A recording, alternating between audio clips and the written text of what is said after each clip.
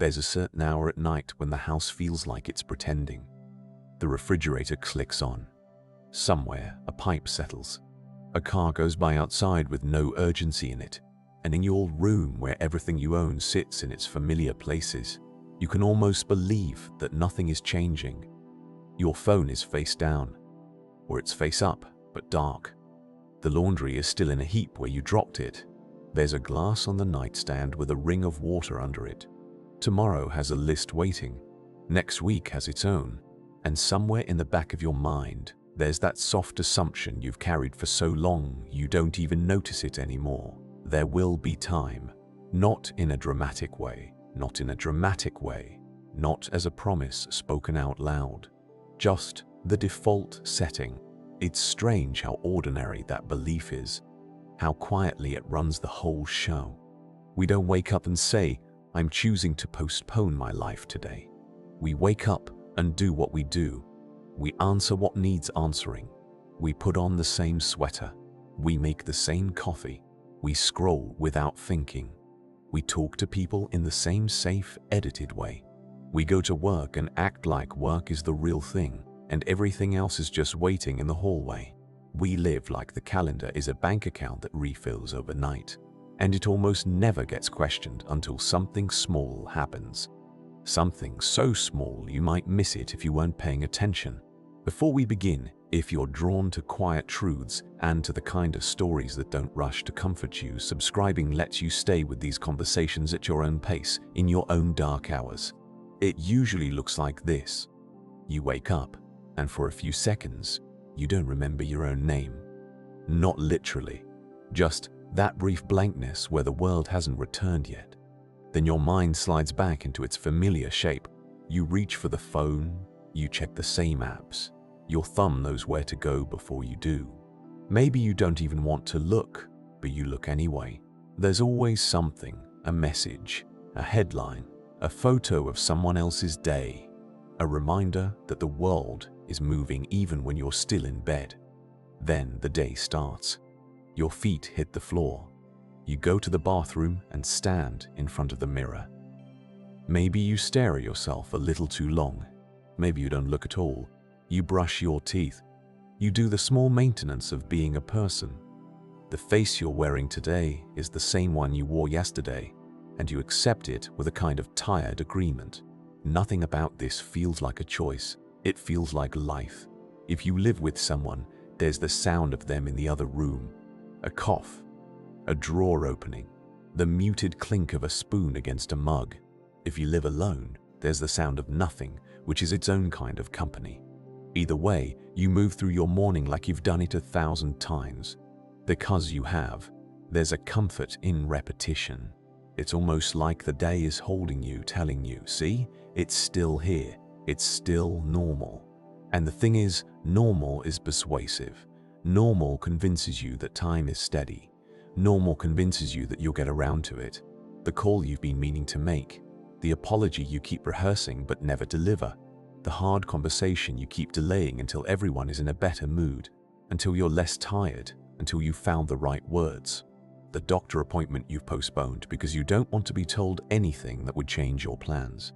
The dream you keep on a shelf like a nice plate you're saving for a special occasion.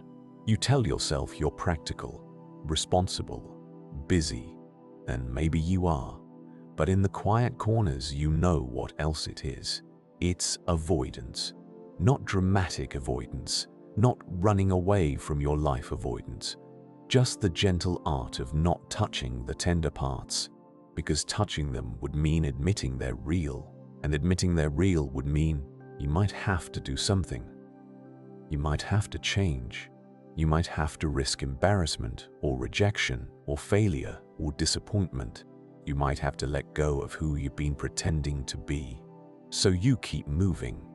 You do the tasks that make you feel useful. You clean things. You respond to emails. You fill the day with proof that you were here and you were functioning.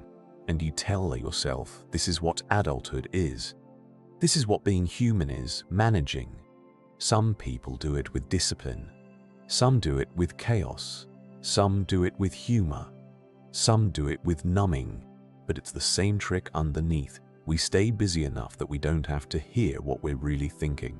The hours go by in small transactions, a meeting, a snack, a playlist, a drive, a quick laugh at something you won't remember tomorrow, a glance at the clock, a sigh, another glance. And all the while, behind the ordinary, there's this unspoken arrangement you have with the universe. You don't say it, but you live like it's true. This isn't the final version yet. Later, you'll become the kind of person who... Later, you'll fix the thing. Later, you'll go. Later, you'll start. Later, you'll start. Later, you'll stop. Later, you'll tell them. Later is a very convenient country. It has soft lighting and no deadlines. You can live there for years without paying rent. And it's not that you don't care. You care, you care, you care in flashes. Sometimes you care so much it hurts. Sometimes you're washing dishes and it hits you for no reason at all. The feeling that your life is slipping quietly through your fingers. And you have to stop for a second and grip the sink like you're steadying yourself. Sometimes you're driving and you see the sunset over the highway, and it's so unexpectedly beautiful that it makes you angry. Not at the sky, at yourself, because you realize you've been alive for years and you've barely been paying attention. But then the moment passes. You dry your hands. You change lanes. You go back to your day. Because that's what the day is designed to do. It absorbs you. It doesn't leave much space for questions like, is this what I meant? Or worse, is this what I'm settling for? You tell yourself you'll figure it out. You tell yourself you're still young enough. Even if you're not, you tell yourself you have time. And maybe you do. But the lie is not that time exists. The lie is that it belongs to you. You can see that lie everywhere if you look. In the way people talk about their lives like they're drafts. I'll travel when work calms down. I'll stop drinking when things are less stressful. I'll call my dad when I'm not so tired. I'll write the book when the kids are older. I'll leave when I've saved enough. I'll say how I feel when I'm sure. And it's always framed like wisdom, like planning. But sometimes it's just fear in a nicer suit. Sometimes it's just the hope that the world will stay still long enough for you to feel ready. And readiness is another thing we worship without realizing it. We act like we need permission to start living, like we need to earn it. We wait until we feel confident, until we feel healed, until we feel certain. But certainty is rare, and healing is not a finish line, and confidence comes and goes like weather. So we keep waiting, and the waiting becomes the life. You can live whole decades inside that pattern and not notice the cost because it doesn't arrive as a bill. It arrives as a faint dullness you learn to ignore. It arrives as a quiet dissatisfaction you push down with entertainment. It arises as a sense that something is missing, but you can't name it because naming it would make it real.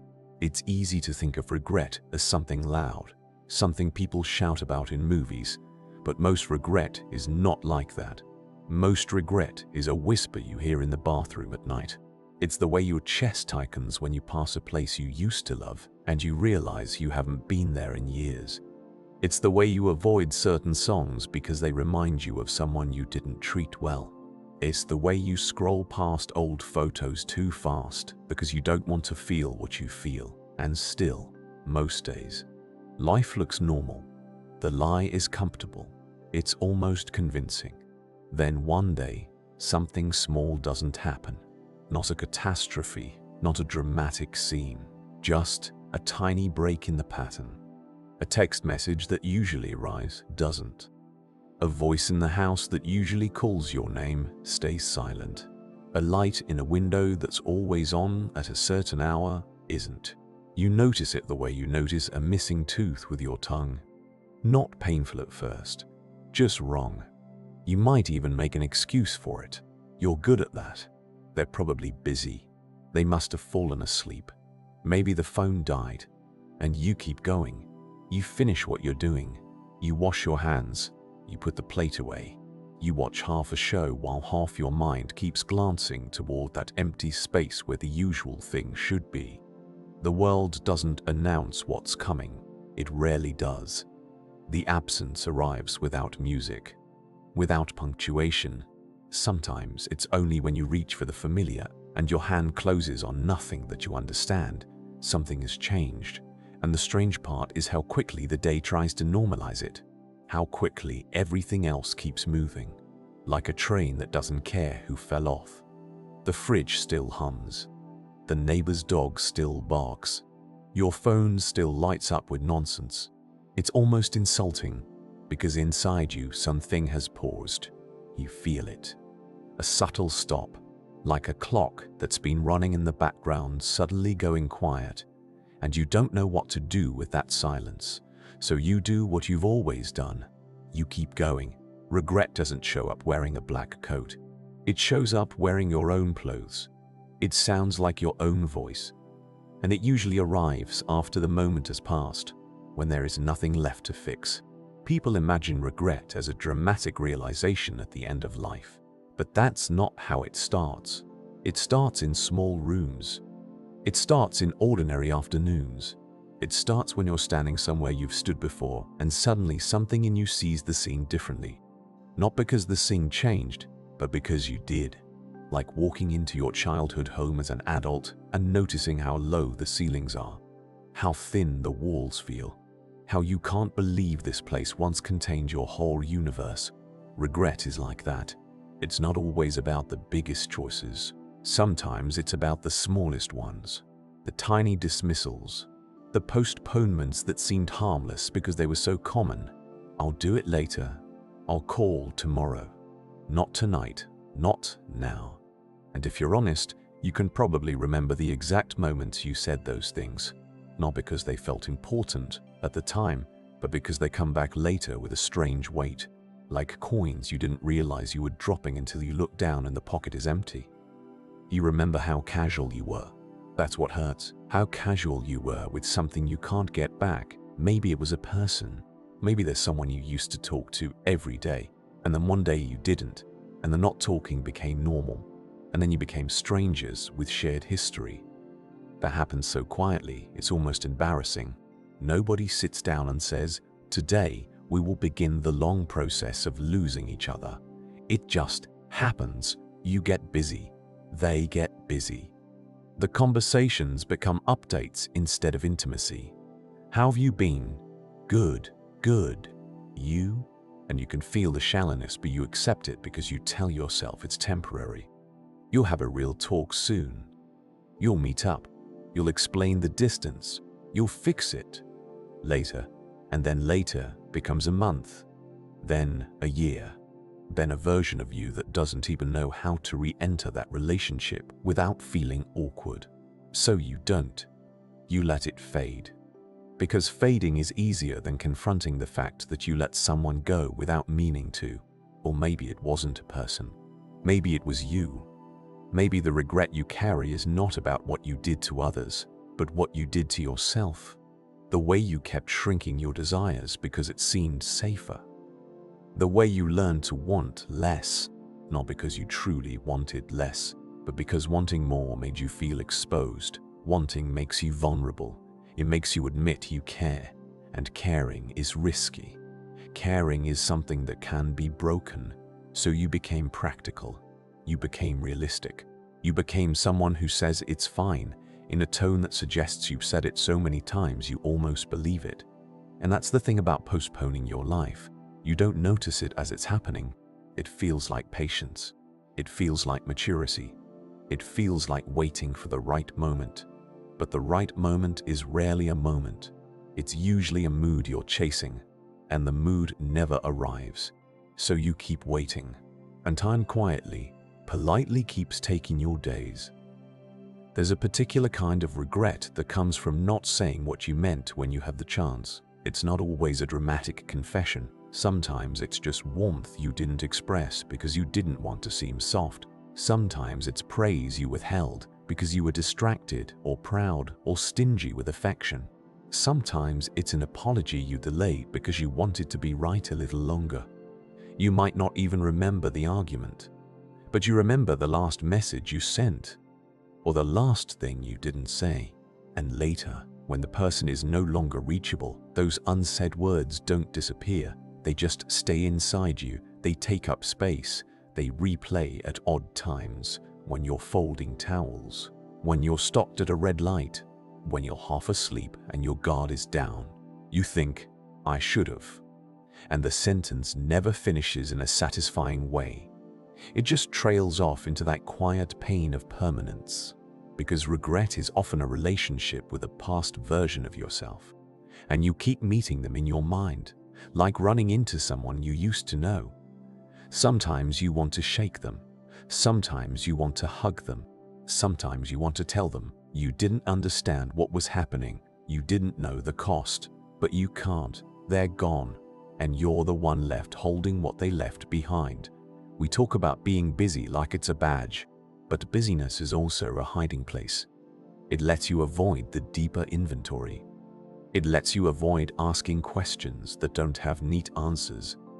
Did I love the people around me the way I should have? Did I listen? Did I stay present?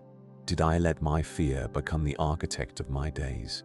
Did I trade my time for things that didn't matter and call it responsibility? Sometimes the hardest regret is realizing that nobody stole your life from you.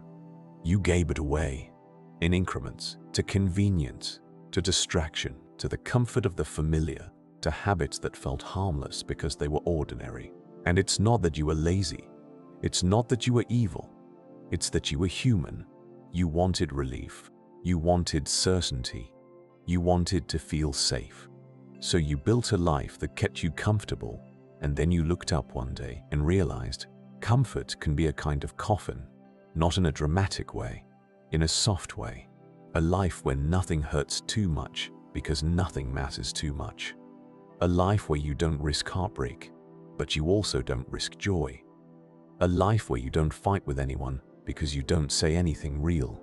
A life where you're praised for being easygoing while slowly disappearing inside yourself. And the world will reward that version of you. That's part of the tragedy. The world likes manageable people. It likes people who don't make waves. It likes people who accept what's given, who don't ask for too much, who don't demand depth in shallow places. So you become that person, and you might even be proud of it. Until the silence arrives, absence has a way of stripping the costume off. Because when someone is gone, or when something in you goes quiet, you stop being entertained by the same things. The distractions lose their sweetness. The jokes feel thinner. The little dramas you used to obsess over suddenly look absurd. And then, in the empty space, you can hear what you've been avoiding. You can hear the list of things you kept postponing, not because you didn't want them, but because wanting them made you feel exposed. Maybe you postponed telling someone you loved them, not in a romantic movie way, in the simple way. The way you think it, but you don't say it because you assume they already know, or because your family doesn't talk like that, or because the words feel awkward in your mouth, so you show love in indirect ways. You buy things, you do favors, you tease, you send memes, you keep the real words locked away like valuables.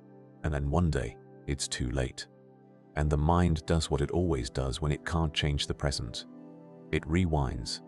It goes back to scenes you thought were ordinary and reveals what they were. The last time you hugged them and didn't hold on long enough. The last time they called and you were distracted. The last time they tried to tell you something and you half listened because you were tired. You didn't know it was the last time. But the last time doesn't announce itself. That's the cruelty. That's also the truth. We only recognize the end when we're already standing in it. And sometimes the regret isn't about someone else. Sometimes the regret is the life you didn't live because you kept waiting to feel ready. Maybe you wanted to leave your job. Maybe you wanted to move. Maybe you wanted to try something that made your heart beat faster, something that would have made you feel alive even if you failed. But you didn't. You waited. You told yourself you were being smart. And maybe you were. But years later, the the regret isn't, "I should have taken more risks." It's quieter than that. It's, "I don't recognize myself." It's seeing a photo of yourself from 10 years ago and noticing how much light was in your eyes, not because you were happier necessarily, but because you were still expecting something. You still believed life was ahead of you, and now you're not sure where it went. That's a particular kind of grief, to mourn your own unlived life while you're still alive. It's hard to talk about because it sounds ungrateful, and ungrateful is one of the worst things you can be accused of. So you don't say it. You smile when people ask how you're doing. You say, "Good." You say, "Busy." You say, "Can't complain." And maybe you mean it, but the truth is, you can complain. You just don't know who would understand the complaint. Because it's not about having a bad life. It's about having a life that doesn't feel fully inhabited, like you've been renting your own days instead of living in them. Regret is often tangled with shame, not big, obvious shame. The small shame that whispers, "You knew better," because you did. You knew you were avoiding certain conversations. You knew you were letting certain relationships drift. You knew you were numbing out at night, telling yourself it was just how you relaxed. You knew you were spending your time on things that didn't satisfy you.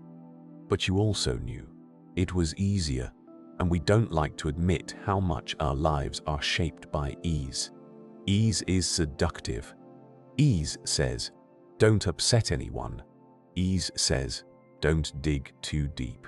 Ease says, "Don't change." Ease says, "Stay here." It's familiar. And the strange thing is, ease doesn't feel like a trap. It feels like relief. Until one day, you realize you can't remember the last time you felt fully present, fully awake, fully honest. And then the question comes, not as a loud thought, but as a dull ache. What did I trade my time for? Not money necessarily, not success. Sometimes you traded it for nothing you can even name. You traded it for scrolling, for staying up late, watching things you don't even like, for arguing online, for replaying the same worries, for keeping yourself in a constant low-grade distraction so you wouldn't have to sit with your own mind. People don't like silence because silence makes room for truth. You know that if you've ever been alone in a room with no music, no phone, no task, at first it feels peaceful, then it feels restless. Then, if you stay long enough, it starts to feel like something is approaching. Memories, questions, regrets, the things you've pushed aside start to come back, not politely. They come back like they've been waiting. And when absence enters your life, when a routine breaks, when a presence fades, the silence gets louder. Not louder in sound, louder in meaning. And this is where regret becomes unbearable for some people. Not because they can't handle pain, but because regret is pain with a receipt. It shows you what you paid for and what you didn't get. It shows you moments you could have used differently. It shows you the ease you chose over honesty. It shows you the version of yourself you betrayed in small ways until the betrayal felt normal. And the mind, being what it is, starts to do its brutal accounting. The calls you didn't return, the friendships you treated like they'd always be there, the times you said we should get together and never meant it enough to make it real. The mornings you rushed through without noticing the way the light landed on the floor. The evenings you spent half present with someone you loved, your attention split between them and a screen. You remember how often you said, "I'm tired," and you were tired. But sometimes tired was also an excuse. Tired was a shield. Tired was a way of saying, "I can't be fully here." And the regret isn't that you were tired, it's that you let tired become your personality. You let it become your reason for everything. You didn't have energy for the people who mattered, but you had energy for distractions. You didn't have energy for your own dreams, but you had energy for worrying. You didn't have energy for honesty, but you had energy for being liked. And then one day, you look at your life and realize you've been performing yourself for years. Performing competence, performing strength, performing distrength. Pen mal. You don't know how to stop, because stopping would mean feeling what you've been avoiding. It would mean admitting how much you wanted, how much you cared, how much you feared losing. So you kept things shallow, you kept things fine, you kept things manageable. And that's where regret grows, in the shallow places, in the fine. Regret grows in the gap between what you felt and what you said, between what you needed and what you asked for, between what you wanted and what you settled for. It grows in the moments you didn't notice because you were thinking about later. There's also regret that comes from how we treat people when we assume they're permanent. It's almost embarrassing to admit because it's so common. The way we get short with the people closest to us, the way we save our patience for strangers and spend our irritability at home, the way we stop asking questions because we think we already know the answers, the way we stop being curious about someone because we've labeled them. Mom is like that. Dad will never change. My partner always does this. My friend is always late. And the label becomes the person. You stop seeing them fresh. You stop noticing their subtle changes. You stop recognizing that they are also moving through time, also quietly aging, also quietly accumulating their own private regrets. And then one day, absence arrives, and you realize you've been talking to a version of them that lived in your mind, not the living, changing person in front of you. And that realization is not dramatic. It's sickening in a quiet way, because it doesn't feel like tragedy. It feels like negligence. It feels like you were there, but you weren't paying attention. And there's no villain to blame. Just life. Just you.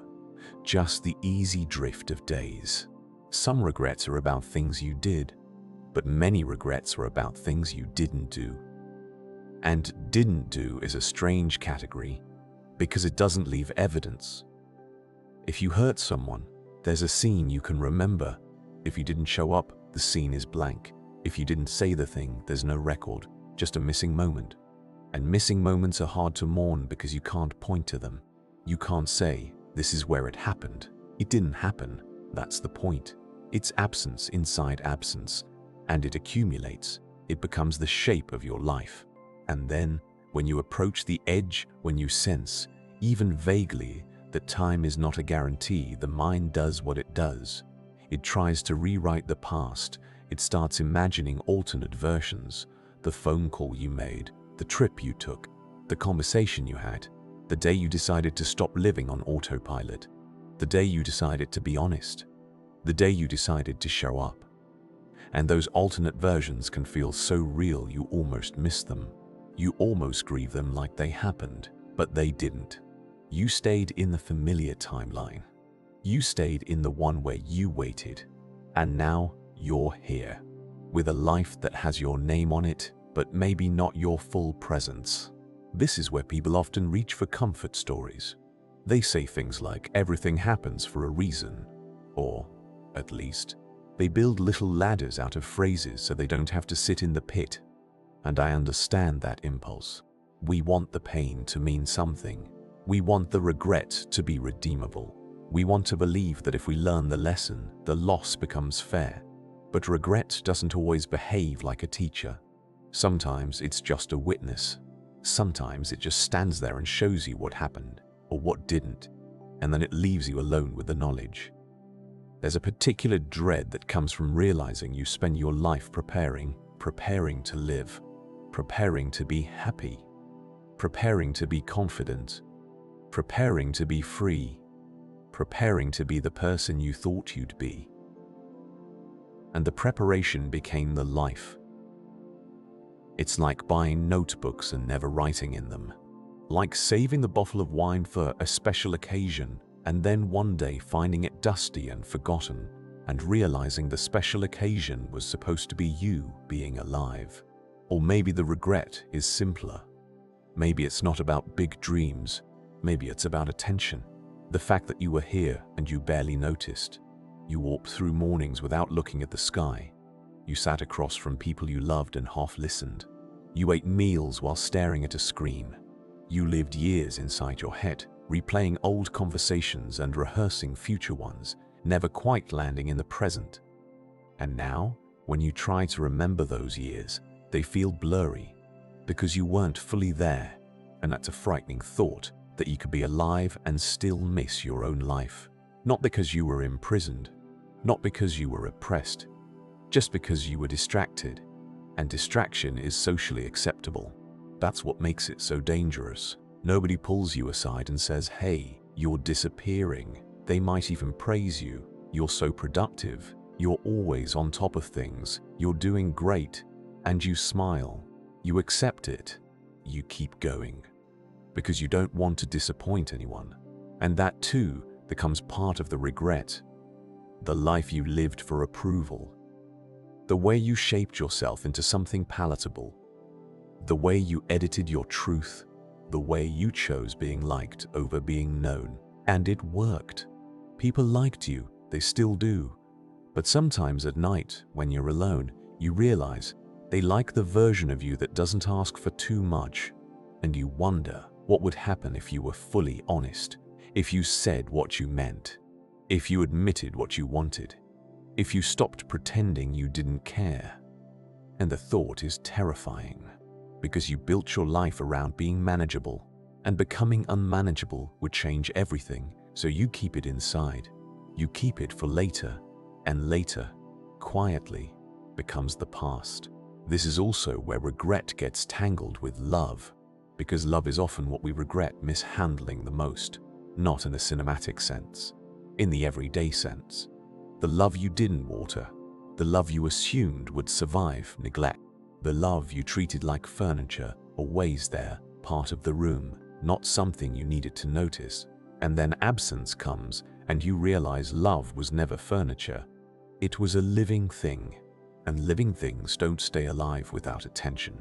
Even the strongest love, especially the strongest love, because it makes you lazy. It makes you think, "We'll be fine," and sometimes you are fine, until you're not.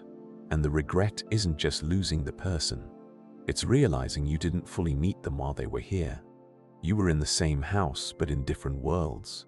You were in the same conversation, but your mind was elsewhere. You were physically present, but emotionally postponed. And now, in the quiet after, you see how often you chose the easy version of the moment. The version that didn't require you to be vulnerable. The version that didn't require you to slow down. The version that didn't require you to say, "I'm scared," or "I miss you," or "I need you," or "I need you," or "I'm sorry." Those are expensive words. They cost pride. They cost the illusion of control. And we love control. We love it the way people love a locked door. It makes us feel safe. But control also keeps us alone. Because to love someone fully, you have to risk being hurt by them. To be honest, you have to risk being misunderstood. To be present, you have to risk feeling. And feeling can be messy. So we choose control. We choose calm. We choose the appearance of stability. We keep things tidy. And then, one day, the absence arrives and the tidy life looks thin. Like a room that's been staged. Like a house someone lived in but never really laughed in. And you realize you've been curating your life instead of inhabiting it. That realization doesn't fix anything. It just changes the way you see. And that's often what regret does. It changes the lighting. It makes the past look sharper. It makes the little moments glow with meaning you didn't notice at the time.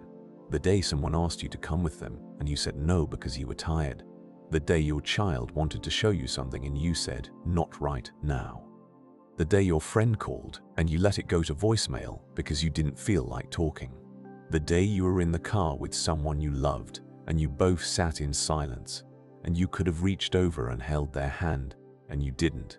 Not because you didn't love them, just because you didn't think you had to. And now you know you did. And knowing doesn't travel back in time. It only travels forward into the rest of your life or into the end. And that's where the title of this video becomes less like a concept and more like a quiet question you can't avoid. What really happens when you die with regrets? Not the event, not the mechanics. I'm not talking about that. I mean what happens inside a human life when it reaches its limit and the mind looks back. What happens when the distractions fall away? when the roles you played no longer matter, when the things you chased feel small in your hands. What happens when the only thing left is memory? And in memory, you can't hide. You can't edit the past the way you edited your days. You can't pretend you didn't know what you knew. You can't pretend you weren't avoiding what you were avoiding. You just see, and that seeing is quiet. It's not cinematic. It's not thunder and lightning. It's more like sitting in a dark room and finally admitting what you've been hinting at for years. It's the acceptance that the life you lived is the life you lived. Not the one you planned. Not the one you imagined. Not the one you kept promising yourself. The one you actually spent. That's the brutal honesty of time. It doesn't care about intention. It cares about minutes. And regret is often the moment you realize your intentions weren't enough. You meant to. You planned to. You hoped to. But did you? And if you didn't, why? Was it fear? Was it comfort? Was it distraction? Was it the belief that you had time? Was it the belief that the important things would wait for you? Because that belief is the quietest lie we tell ourselves. It doesn't feel like a lie. It feels like normal.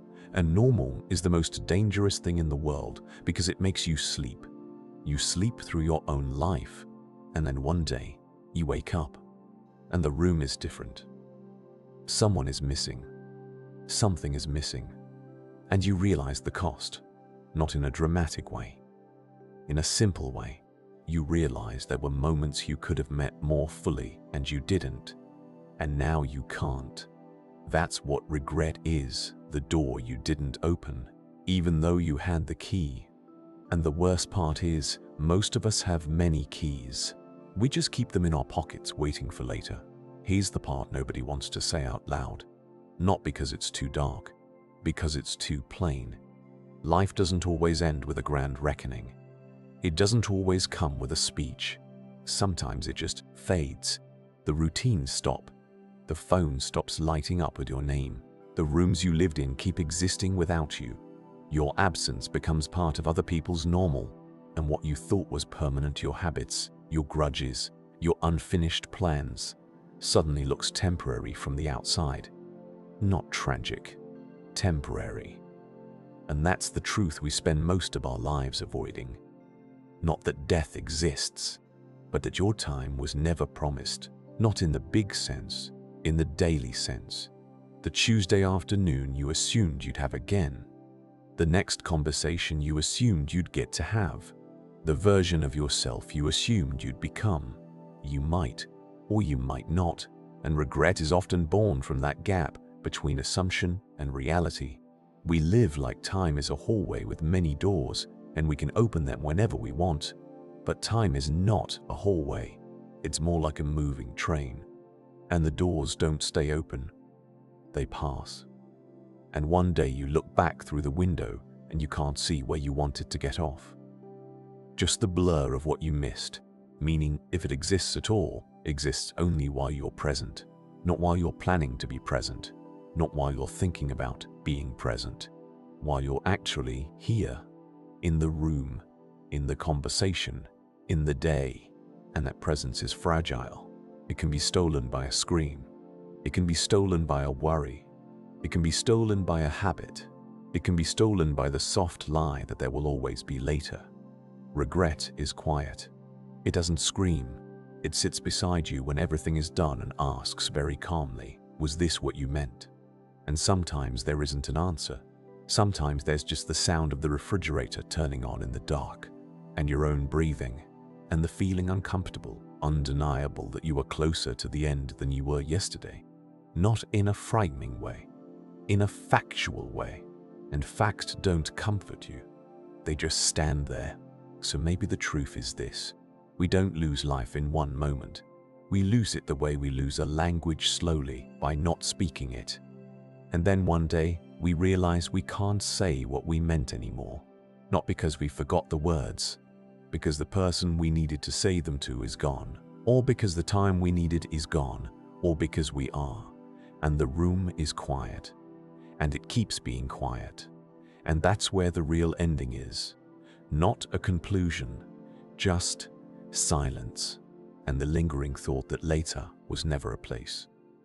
It was just a way of not being here.